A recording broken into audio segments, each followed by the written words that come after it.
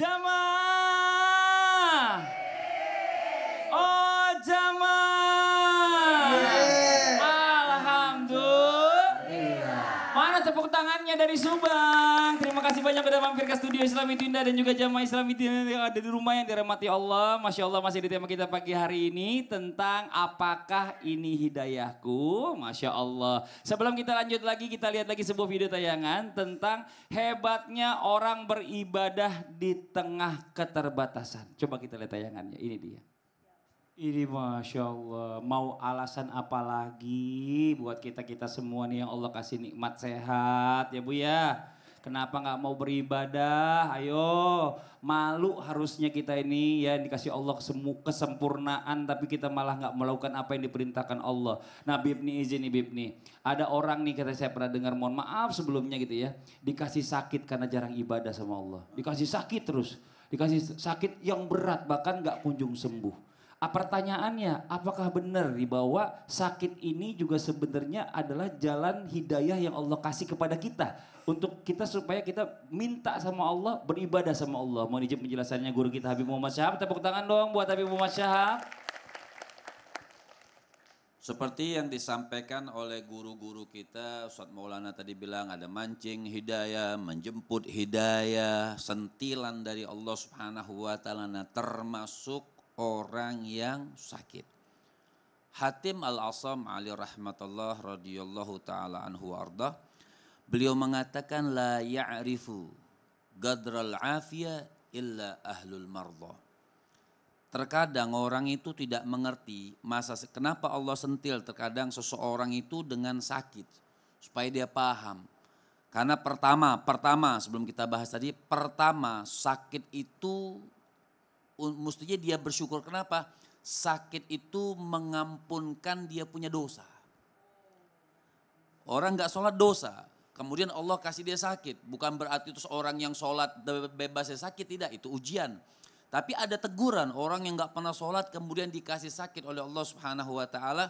Ada satu hadis daripada baginda Nabi besar Muhammad Sallallahu alaihi wasallam, setiap orang yang sakit dia sabar dengan penyakitnya, setiap langkah yang dia melangkahkan itu Allah Subhanahu wa taala gugurkan dia punya dosa. Sampai yang sering juga kita bahas Ubay bin Ka'ab, seorang sahabat. Ubay bin Ka'ab dekat sama Nabi sampai minta sakit. Ketika dengar hadis Nabi mengatakan orang yang sakit diampunkan dosa-dosanya oleh Allah Subhanahu wa taala, maka Ubay bin Ka'ab sahabat Rasul minta sakit kepada Allah, maka Allah berikan sakit dia setiap hari, setiap sore, sakit demam sampai dia meninggal dunia. Tapi Ubay bin Ka'ab mintanya, ya Allah berikan aku sakit yang tidak mencegah aku sholat 5 waktu. Sakit yang tidak mencegah aku sholat di Masjidil Haram. Sakit yang tidak mencegah aku sholat di Masjidil Nabawi. Nah kenapa juga sakit bisa mendapatkan hidayah? Biasanya orang baru sadar kalau ditegur. Kalau belum ditegur, kalau belum disentil, belum mau sadar. Makanya kadang-kadang ada yang namanya istidraj. Dia sehat terus, maksiat terus, sehat terus. Saya sehat-sehat aja, maksiat sehat. Nah ini istidraj, malah berbahaya. Tapi ketika diuji sakit oleh Allah, maka syukuri apa yang Allah Subhanahu wa taala tegurkan kepada kita. Makanya kata Hatim Al-Asam itu mengatakan, la ya'rifu qadral afiyah ila ahlul marda. Orang itu tidak tahu terkadang kadar sehat, nikmat sehat yang diberikan oleh Allah Subhanahu wa taala kecuali kalau dia sudah sakit. Orang itu bisa baca Quran. Ketika matanya dibutakan oleh Allah dia nyesel, ya Allah, kenapa waktu melek aku tidak lihat Al-Quran? Ya Allah, kenapa waktu bisa melihat itu aku tidak membaca Al-Quran? Ya Allah, waktu masih bisa ruku, kenapa aku tidak ruku? Maka disentil oleh Allah, ya Allah, waktu aku bisa sujud, kenapa aku tidak sujud? Maka diberikan sakit oleh Allah Subhanahu wa taala supaya dia sadar. Dan ketika dia sadar, sabar dengan penyakit yang diberikan oleh Allah Subhanahu wa taala, insya Allah dia akan mendapatkan ampunan dosa dari Allah Subhanahu wa taala. Amin ya Allah. Amin. Ini harus kita lakukan. Nah hidayah Hidayah dari Allah Subhanahu wa taala ini sangat mahal. Gak bisa kita tiba-tiba terus langsung dapat hidayah, bim salah bim langsung dapat hidayah. Itu bagaimana kehendak Allah Subhanahu wa taala. Masya Allah. Di antaranya orang dikasih sakit. Dikasih sakit. Makanya kalau dikasih sakit husnudzon. Nah, buat orang-orang yang lagi sakit nih Bib. Jadi orang nggak selalu sholat tuh harus sempurna berdiri ya Bib ya. Betul. Kalau nggak bisa berdiri, boleh duduk ya Bib. Boleh duduk. Kalau duduk juga masih nggak bisa tiduran. Jadi Masya Allah. Gak bisa juga innalillahi wa inna ilaihi. Astagfirullahaladzim. Makasih banyak Habib. Tepuk tangan dong buat guru kita Habib Muhammad Syahab. Jamaah. Udah siap? Siap. Apa coba? Siap dong. Siap karena mau ditanya sama Ustadz Maulana. Ustadz bertanya, kami menjawab. Tapi tunggu dulu. Apa tuh Ustadz? Katanya ada mau video nih. Ada videonya. Sebelumnya kita nanti kesempatan Ustadz Maulana bertanya. Ada video nih tentang teman bisa jadi guru ngaji. Wih Masya Allah. Coba kita lihat tayangannya. Ini dia. Masya Allah. Di kantor itu kayaknya ya. Tapi hebat ya. Hebat ada banget. teman yang mau. Tapi biasanya kalau teman ngerumpi ya. Ini yang rumpi, dia ngajar ngaji. Coba, Ustadz ada mau tanya yang mana? Ibunya boleh? Ustaz bertanya. Kami menjawab. Wah saya suka dia gayanya. Oh iya, boleh. Udah miring dari tadi. boleh. Coba, Ibu berdiri Ibu, namanya siapa? Perkenalkan diri. Nama saya Lilis Nurjannah dari Majlis Ta'lim Fathul Khair, Cigadung, Subang. Tepuk tangan doang buat Ibu Lilis ya. Saya tahu. Apa itu? Cincinnya itu dari Madinah. Oh iya benar, itu ciri khasnya. Betul. Iya, insya Allah tuh. Ibu punya teman beberapa tipe. Punya. Berapa?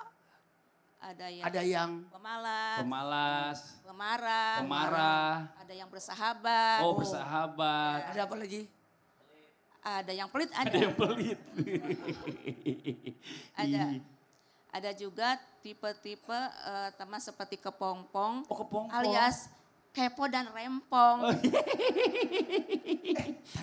Biasanya yang ngomong begitu biasanya Rempong dia juga. melakukannya. Ustadz mau nanya apa sama ibu itu? Nggak mau nanya? Oh itu doang? Oh iya temennya doang. Udah itu aja Ibu Ya, Lilis. terima kasih. Makasih Ibu Lilis. Masya Allah. Tepuk tangan dong buat Ibu Lilis. Coba Ustadz Maulana jelasin Ustadz. Ya, siap. Pak Yai Habibuna. Habibana. Baik, kepada semuanya.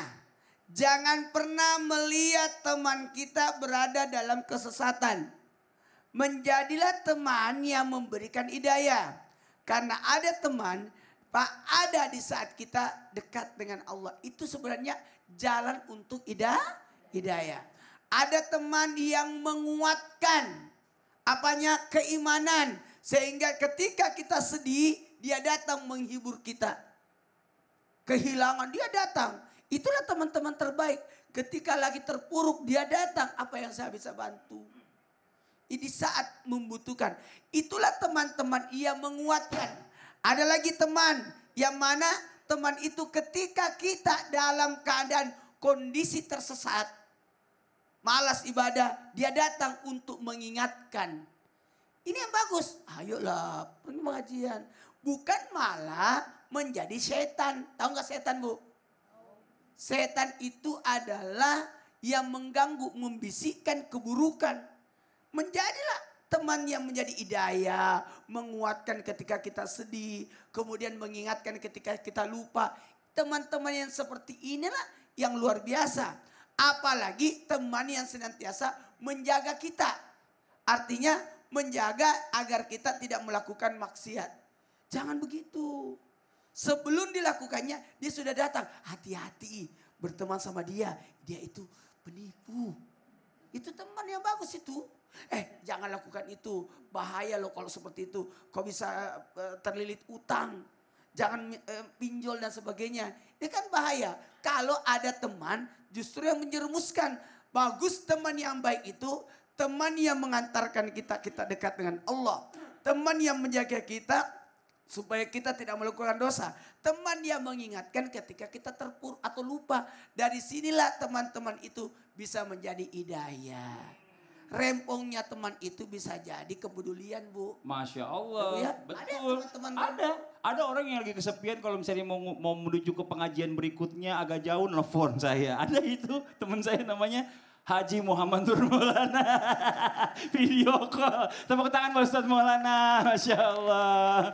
Ya Allah jamaah. Kita lanjut lagi, waktunya kita memberikan kesempatan kepada jamaah yang ada di studio mewakili jamaah yang di rumah untuk bertanya sama guru-guru kita. Tapi sebelumnya kita kembali dulu ke segmen Tanya Dong Ustadz. Kami semua tanya dong Ustadz. Oke, yang mau bertanya boleh silakan angkat tangannya dari sini. Oh, yang ini dulu nih, semangat nih, boleh. Silakan Ibu. Assalamualaikum warahmatullahi wabarakatuh. Waalaikumsalam warahmatullahi wabarakatuh. Tanya dong Ustadz. Boleh dong Ibu, namanya siapa? Namanya Ibu Yoyok.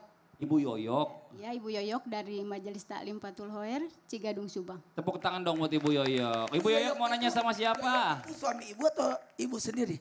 Saya sendiri. Saya sendiri. Ya, ada aja pertanyaannya. Iya. Ibu mau nanya sama siapa? Izin mau sama Bapak Kiai. Oh Pak Kiai boleh, boleh Pak Kiai aja Gus Darmawan. Boleh. Ibu mau nanya apa? Ibu Yoyok. Ibu Yoyok. Benar enggak ya Pak Kiai, ada orang biasanya kan usaha tiba-tiba dia bangkrut Oke. atau hartanya dia habis. Apa itu bisa dapatkan hidayah dari Allah? Oh maksudnya apakah itu hidayah dari Hidayah Allah? dari Allah ya. Apa itu dengan cara itu dia mendapatkan hidayah? Biar nggak sombong tuh orang biar gitu nggak ya. sombong gitu Iya. Pak Kiai. Terima kasih, itu aja Pak Kiai. Iya, Assalamualaikum warahmatullahi wabarakatuh. Waalaikumsalam. Tepuk tangan sekali lagi buat Ibu Yoyo. Silakan dijawab Pak Kiai Haji Agus Darmawan. Baik Bu Yoyok, Kiai Maulana, Habib Muhammad Syahab, Kak Fadli, ibu-ibu yang saya cintai, pemirsa Indonesia yang berbahagia. Jadi kalau orang yang beriman maupun yang tidak beriman itu semua ala syara' wa dara' maskur. Seharusnya dalam suka maupun duka tetap kita bersyukur akan nikmat Allah yang telah berikan. Tetapi, Bu, sehat semuanya? Tetapi kalau kita bangkrut di dalam hidup dunia ini tentunya itu ujian. Supaya kita nggak sombong, ada di atas langit itu ada langit. Kenapa? Ala izzu izzati wal kibriya uridai wa man nazatau faqad azabtuhu. Jadi ala izzu izzati, kemuliaan itu kemuliaan aku. Wal kibriya uridai, dan sifat sombong itu adalah ridai. Selendang aku, wa man nazani faqad azabtu. Siapa orang yang punya sifat sombong, walaupun maaf nih, seberat biji sawi sedikit, maaf, faqad azabtuhu, maka sungguh akan kuazab dia. Nah di sini saudaraku yang terhormat, bahwa kehidupan manusia itu tentunya bangkrut di alam dunia itu masih bisa bangkit. Betul nggak ibu-ibu? Ini kelihatannya ibu-ibu ini ahli surga semuanya. Amin. Kelihatannya. Jadi kalau ibu-ibu selalu orangnya baik, dermawan, insya Allah itu yang dikatakan ahli surga. Tadi Habib mengatakan jangan jadi orang yang pelit. Nah ibu kalau andai kata meninggal, gelang ibu banyak nih, cincin berlian ibu banyak. Maaf, tiba-tiba ibu meninggal. Itu gelang permata intan dijual oleh suami buat sedekah, kawin lagi loh. Amal laki seuzon aja. Jadi di sini Nabi Muhammad Sallallahu Alaihi Wasallam pernah berdialog kepada umatnya. At-tadruna mal muflis. Kalau bangkrut di dunia bisa bangkit, tapi kalau bangkrut nanti di akhirat, at-tadruna mal muflis. Kamu tahu nggak bangkrut itu apa? Sahabat berkata, saya tahu wahai Rasulullah. Al muflisu fina mala dirhamalahu wala mata. Saya tahu bahwa orang yang bangkrut itu adalah orang yang nggak punya harta, nggak punya duit. Nah kata Nabi, bukan itu yang dimaksud bangkrut.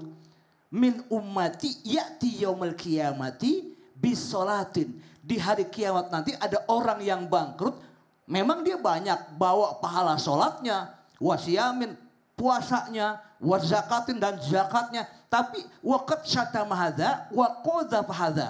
Dan dia juga bawa caci maki orang lain dan fitnah orang lain. Nauzubillah min.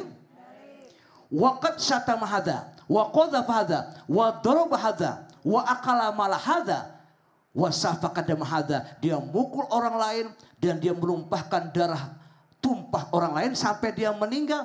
Itu fayu'ta hadza min hasanatihi. Kemudian diberikan amal soleh dia kepada orang yang difitnah. Nauzubillah min dzalik. Dan kemudian kalau amal solehnya dia sudah habis Kak Fadli, Ya. kalau udah habis amal solehnya, wa ukhidha min khotoyahum, dan kesalahan dia, dosa dia dipikul, dibeban oleh dirinya. Nauzubillah. Itulah orang yang bangkrut, tidak di dunia, bahkan juga di akhirat. Nauzubillah min zalik. Jadi kalau bangkrut di dunia buat Ibu Yoyo tadi ya, itu masih bisa bangkit. Tapi jangan sampai kita bangkrutnya di akhirat. Mau bangkit kemana lagi, udah habis itu di Udah situ doang. habis. Makasih banyak Pak Kiai. Amin, amin. Tepuk Baik, tangan buat Kak Pak Kiai Haji Agus Darmawan. Masya Allah, diingetin. Oke, yang mau nanya lagi berikutnya silakan angkat tangannya. Yang lebih cepat. Senyumnya manis-manis ya, Masya Allah. Silakan Ibu. Assalamualaikum warahmatullahi wabarakatuh. Waalaikumsalam warahmatullahi wabarakatuh. Ibu lihat sini Bu. Nah biar yang di rumah juga lihat mukanya yang cantik. Masya Allah. Silakan Ibu. Tanya dong Ustadz. Boleh dong Ibu, namanya saha? Ibu Eris. Ibu Elis. Dari Majelis Taklim Fathul Khair, Cigadung, Subang. Oh Ibu Eris, tepuk tangan buat Ibu Eris. Mau nanya sama siapa Ibu? Mau nanya sama siapa? Habib. Habib, boleh Habib. Mau nanya sama Habib, boleh. Mau nanya apa Ibu Eris? Apa benar Mm-mm. hidayah itu datang dari mimpi? Mm-mm. Ada yang mimpi meninggal, bangun-bangun terus tobat. Tapi gimana ciri-ciri mimpi yang bisa jadi hidayah? Oh itu aja Ibu Eris. Iya, makasih banyak Ibu Eris. Udah? Udah. Mau ucapin salam nggak? Wassalamualaikum. Oh iya. Warahmatullahi wabarakatuh. Waalaikumsalam warahmatullahi wabarakatuh. Tepuk tangan buat Ibu Eris. Silakan dijawab Pak Bib. Baik, izin Ustadz Maulana, Pak Kiai Haji Agus Darmawan, Ustadz Fadli. Amin. Fadli ini sering banget disebut kalau bulan Ramadan. Fadlun minallahi wa ni'mah. Masya Allah. Artinya Masya Allah kenikmatan hidayah memang. Bisa atau tidak dari mimpi, sangat bisa. Artinya kalau kita baca dari kitab-kitab salaf atau kitab-kitab Masya Allah ulama-ulama kita itu banyak sekali menceritakan orang yang dia mendapatkan hidayah daripada mimpi. Misal contoh di dalam kitab Maulid Syaraful Anam. Di dalam kitab Maulid Syaraful Anam itu diceritakan dua orang suami istri yang dengan keberkahan tetangganya setiap hari atau setiap tahun mengadakan Maulid Nabi, sholawat, memuji-muji Nabi SAW. Maka orang yang non-Islam tetangganya itu Masya Allah diberikan hidayah taufik oleh Allah Subhanahu wa ta'ala hingga masuk Islam. Makanya Allah Subhanahu wa ta'ala mengatakan, فَمَنْ يُرِدِ اللَّهَ أَنْ يَهْدِيَهُ يَشْرَحْ صَدْرَهُ لِلْإِسْلَامِ. Apa kata Allah Subhanahu wa ta'ala? Siapa orang yang diinginkan oleh Allah Subhanahu wa ta'ala diberikan hidayah, yashrah sadrahu lil Islam, maka Allah akan terangin hatinya dengan cahaya Islamnya Allah Subhanahu wa taala. Nah, kalau ditanyakan bagaimana ciri-cirinya Ibu? Ini ciri-ciri penting supaya karena banyak orang yang salah ciri, banyak orang yang salah tanda. Bagaimana ciri mimpi tersebut benar itu hidayah dari Allah Subhanahu wa taala? Bertanya. Bertanya sama siapa? Bertanya sama guru, bertanya sama ulama. Oh, dilihat artinya fi mizani syar'i. Mimpi itu ditimbang dalam timbangan agama. Dimasukkan dalam timbangan agama. Ini sesuai tidak dengan agama, sesuai tidak dengan syariat, sesuai tidak dengan Islam. Kalau sesuai, memang itulah betul-betul mimpi yang benar dari Allah Subhanahu wa taala. Jadi bukan cuma mimpi kemudian kita takut. Kita boleh menceritakan mimpi kita, tapi sama orang yang terpercaya. Cari guru agama yang bagus, yang baik, yang beramal, yang soleh, yang punya ilmu. Saya mimpi begini, cirinya begini, betul atau tidak dalam agama, akan dijawab oleh guru-guru kita. Karena mimpi ini bisa ada yang menjebak ya Bib ya. Betul, Karena kan? ada juga mimpi yang dari setan datangnya, nauzubillah min dzalik. Ada yang mimpi datang dari Allah. Jadi jangan sampai ketuker nih, tiba-tiba dari setan sebenarnya, wah dia bilang ini hidayah nih, gak usah sholat lagi katanya. Ah nauzubillah min dzalik. Setiap hari Senin libur sholat. Aduh gak bener tuh. Makasih banyak Habib. Tepuk tangan buat guru kita Habib Muhammad Syahab. Oke satu lagi kita kasih kesempatan yang mau bertanya, silakan angkat tangannya. Satu lagi yang ini nih. Oh iya boleh ya Allah. Masya Allah mungil-mungil dari tadi sini Bu. Boleh kesini dikit Bu biar agak gelap. Nah Ibu ngeliat ke sana kameranya. Oke boleh. Bismillahirrahmanirrahim. Assalamualaikum warahmatullahi wabarakatuh. Waalaikumsalam warahmatullahi wabarakatuh. Tanya dong Ustaz. Boleh dong Ibu. Perkenalkan, nama saya Ibu Tini dari Majelis Taklim Fathul Khoer Cigadung Subang. Tepuk tangan buat Ibu Tini. Mau tanya kepada Pak Kiai. Pak Kiai boleh. Iya, Pak Kiai boleh berdiri Pak Kiai.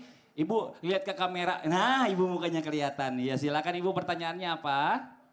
Benar enggak kalau orang yang diselamatkan dari kecelakaan dan pernah mati suri itu artinya Allah masih sayang dan mengingatkan dia untuk bertobat. Oh, hidayahnya hidayahnya untuk bertobat. Masya Allah, itu aja Ibu. Ya, terima kasih. Wassalamualaikum warahmatullahi wabarakatuh. Waalaikumsalam warahmatullahi. Tepuk tangan dong sekali lagi buat Ibu Tini. Silakan dijawab pakai Haji Agus Dermawan. Baik Kak Fadli, Kiai Maulana dan Habib Muhammad Syahab yang saya cintai, ibu-ibu, pemirsa Indonesia, ayah bundaku yang terkasih, tersayang yang ada di rumah. Mudah-mudahan ayah bunda juga menjadi ahli surga, amin. Jadi mati suri itu fenomena orang yang sudah mati hidup kembali. Itu mati ada ketimun. Beda lagi itu, bulan Ramadan tuh. Tapi organ tubuh masih sehat dan kuat. Mungkin 1 jam dia mati sejenak, organ tubuhnya masih bagus. Dan tidur juga, nih dengerin. Termasuk pemirsa Indonesia tidur juga mati. Dalam Quran surahnya Az-Zumar di ayat 42 dikatakan Allah yatawaffal anfusa hina mautiha wallati lam tamut fi manamiha fayumsikul lati qada 'alaihal mauta wa yursilul ukhra ila ajalin musamma. Merinding saya. Bapak Ibu pemirsa Indonesia, Allah mematikan manusia pada saat tengah kematiannya. Amin dong. Mati amin. Wallati lam tamut fi manamiha, dan Allah mematikan manusia pada saat tidak kematiannya, saat tidur. Itu yang dikatakan tadi Habib, bahwa melalui mimpi juga bisa mendapatkan ilham atau mendapatkan hidayah. Kemudian fayumsikul lati qada 'alaihal mauta, dan Allah menggenggam ruh manusia itu saat kematiannya. Kenapa? Karena ruhnya diberikan oleh Allah, jasadnya sudah tidak kuat lagi. Mungkin jasadnya itu, maaf ya, miokard infark, sel otot jantungnya rusak. Mungkin odem paru-parunya kerendam air. Ibu sehat semuanya? Mungkin renal failure, mungkin ada renal failure, gagal ginjal, dan harus dihemodialisa, cuci darah. Sehingga ruh yang diberikan kepada jasad manusia itu, dia tidak sampai ke tubuh manusia. Kenapa? Karena tubuhnya sudah rusak. Ada yang nasogastric tube, ada endotracheal tube. Apaan tuh? Kemudian ada yang namanya jantung itu diinfus. Maksudnya nasogastric tube itu adalah selang segede telunjuk masuk ke hidungnya. Merinding saya. Itu alat bantu makan yang dialirkan melalui pipa selang masuk ke lambung berupa cairan. Kemudian endotracheal tube segede jempol masuk ke mulutnya. Mungkin itu alat bantu nafas yang dipompa dari mesin. Alhamdulillah Allah memberikan oksigen kepada umat manusia, kepada kita. Dari mulai bangun tidur sampai tidur lagi tanpa bayar. Alhamdulillah. Makanya kita harus bersyukur, tafakur, tadabur dan tasyakur. Berpikir kita datang untuk pergi. Bahwa dunia bukan tempat tinggal, tapi dunia tempat meninggal. Masya Allah. Dan sehat itu mahal. Mahal. Health is better than wealth. Oh, sehat lebih mahal daripada kekayaan. Kalau bahasa Habib mengatakan asehat aghla minad dunya wa ma fiha. Sehat lebih mahal dari dunia dan seisi dunia. Masya Allah. Sini dulu Pak Kiai, ini buat jamaah Islam itu yang ada di rumah. Jangan kemana-mana dulu. Setelah ini kita masih lanjut lagi pembahasan kita. Jadi jangan pindah channel, tetap di Islam itu Indah. Jamaah. Oh jamaah.